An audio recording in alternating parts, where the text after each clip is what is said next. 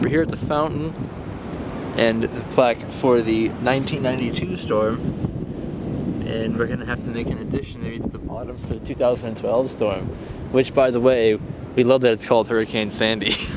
Yeah. That hit the shore with all the sand. A lot of the houses on Ocean Ave are just a couple missing siding, or most of them are siding or a couple of shingles. But most of the houses are still pretty good, and no real problems.